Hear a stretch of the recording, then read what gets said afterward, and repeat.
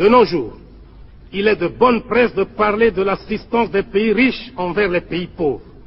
Quand un pays riche donne ne fût-ce qu'un kilo de médicaments à un pays pauvre, on mobilise la presse, la radio et la télévision.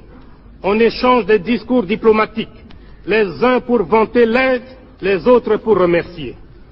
Cette propagande a même suscité chez certains théoriciens des pays riches une opposition à l'assistance aux pays pauvres. Car, disent-ils, ce sont les pauvres des pays riches qui enrichissent les riches des pays pauvres. Il n'y a rien de plus faux. Car, si on examine bien, on constate que paradoxalement, l'assistance profite avant tout aux pays donateurs. En effet, quelles sont les formes d'assistance? On peut en distinguer notamment 3. Les bourses d'études pour les étudiants, l'assistance en personnel, l'assistance financière.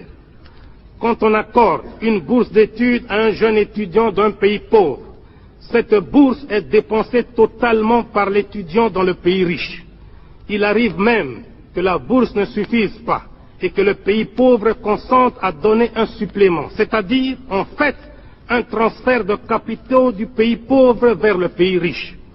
Il en est de même de ceux qu'on appelle les coopérants techniques, dont les salaires sont dépensés dans les pays d'où ils sont ressortissants. Au Zaïre, par exemple, nous les logeons, nous les véhiculons, nous leur payons pour leurs vacances annuelles le ticket aller et retour. Quant à leur salaire, la moitié est transférée mensuellement à leur compte dans les pays d'origine. D'ailleurs, une partie non négligeable de nos paiements extérieurs est constituée de transferts des salaires des travailleurs expatriés. Toujours dans le cas du Zaïre, chaque année, nous devons consentir une somme de 40 millions de dollars pour transfert salarial des coopérants techniques. On parle aussi très souvent d'assistance financière. Mais, si on y regarde de très près, on constate que les crédits des pays donateurs sont d'une part grevés de conditions de fourniture d'équipements et d'autre part assortis de taux d'intérêt exorbitants et de délais de remboursement très courts. De plus, ils restent dans les coffres des banques des pays riches et le pays bénéficiaire n'en reçoit pas un seul centime à dépenser localement.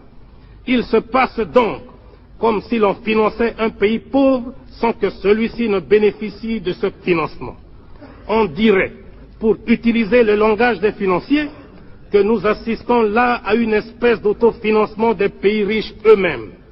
Bien plus, mon pays transfère annuellement vers l'ancienne métropole, pour paiement de services et de dividendes des sociétés privées installées chez nous, une somme allant de 300 à 350 millions de dollars.